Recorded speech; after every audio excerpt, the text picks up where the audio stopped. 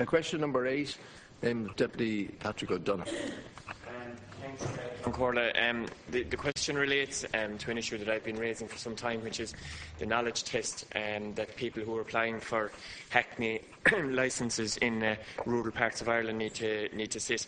And the level of complexity of the tests and the failure rate of the tests as well, the way in which these tests are almost designed to be failed, to be quite honest about it. And perhaps the Minister might provide me with an update as to what the National Transport Authority and or his department are doing to try and mitigate and improve the situation at the moment.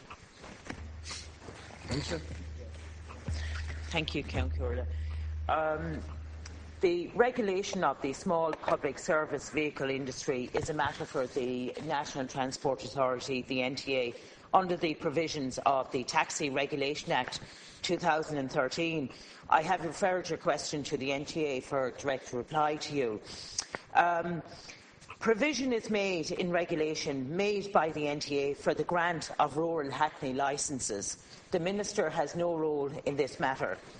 For the local area hackney licence, there is no requirement to undertake the industry knowledge or area knowledge tests normally required for SP, SV driver licences. There is no intention to alter this. Action 46 of the Taxi Regulation Review Report recommended the introduction of a local area hackney licence to address transport deficits that exist in rural parts of Ireland.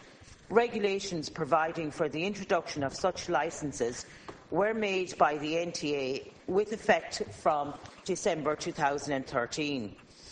An Garda Síochána is the licensing authority for local area hackney driver licences, and the National Transport Authority is the licensing authority for the local area hackney vehicle licences. The local area hackney licence is designed to facilitate the low-cost entry to the hackney market for transport provision in rural areas. The NTA can only issue local area hackney licences where it is satisfied that 1.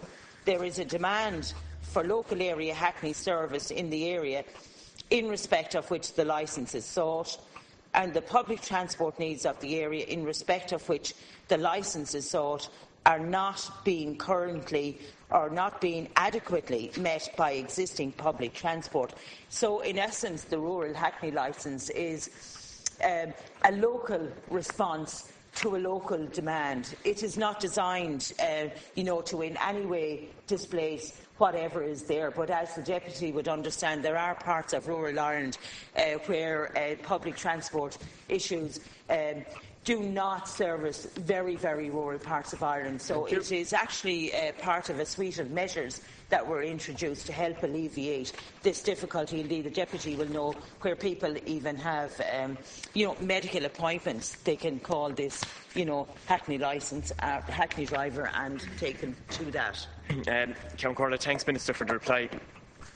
I know the NTA are the responsible agency, but I think the NTA could be encouraged by yourself and your ministerial colleagues beside you to do a bit more, because if you're down in Piltown in South Kilkenny at the moment and you're a hackney and you want to become a hackney driver, you may very well have a lot of your business in South Tipperary or Waterford, but you won't be asked that when you go to do a knowledge test. You'll be asked about places in Castlecomer and up near the Laois border. And similarly, if Minister Ring, for instance, was from the town of Claremorris, he'd be expected, if he was asked to do the hackney knowledge test at the moment, on what street in Belmullet, for instance, is the funeral home, or on what street in Cong, or on what street in Cong is the post office. I mean, the large rural counties, people coming from the likes of my own county, and I've seen the tests that some of the people are being asked to do. On what street in Doon is the AIB Bank, is one of the questions. Well, it's not there anymore because it's closed. If you're from Abbeyfield in County Limerick, you're more likely to need to know places in Listowel, in Knocknagoshel, in Duwa, in County Kerry, but you'll never be asked about that. You'll be asked about places 50 and 60 miles away, and the reason that they're asking you about that is the test as it's currently constructed is designed for people to fail, to keep them out. And that's why a new rural hackney licence had to be brought in. It's not addressing... Sorry, Deputy, I'll let you back back in again. Minister. Thank you, Concordia. But I think we're probably speaking about two probably very distinct things. The rural hackney licence that I refer to is a very flexible licensed vehicle that can actually just provide on a very, very local. It responds to a very, very local demand. Features of the local area hackney include confirmation of the need for a proposed local area hackney service from either an established body representing local business or a community group which has been granted charitable status by the Revenue. An analysis of the need for the proposed local area hackney service carried out for and on behalf of the relevant local authority, and confirmation of the need for the service. Specified area of operation. The licence holder cannot advertise the provision of services outside of the specified area of operation. Low entry cost. Vehicle licence fee is €50. Where the applicant is resident in the area in respect of which the local area hackney licence relates. The applicant for a licence to drive a local area hackney is not required to undertake the SPSV Skills Development Programme. To date, 35 local area hackney licence applications have been received by the NTA, 4 have been issued, 4 conditional offers have been made and a further 4 approved in principle, dependent on suitable vehicles being proposed. Thank you. Thank you. Just finally, Minister, while I accept the rural hackney, that's really the issue here is that the whole concept of this special licence was brought about because so many people were failing the knowledge test. It's the knowledge test is the problem here. And your predecessor, the current Minister for the Environment, I've raised this with him and with Minister Donoghue's predecessor as well in the committee. This test that is currently constructed is designed for people to fail it. And if you look at the numbers of people that are applying for this knowledge test on a yearly basis, over 90% in some instances are failing the test. The NTA, it seemed to me, they have now got little interest in changing it. Maybe they have under the new CEO that's coming in and the new chair, and I recognise and acknowledge the work of the previous CEO.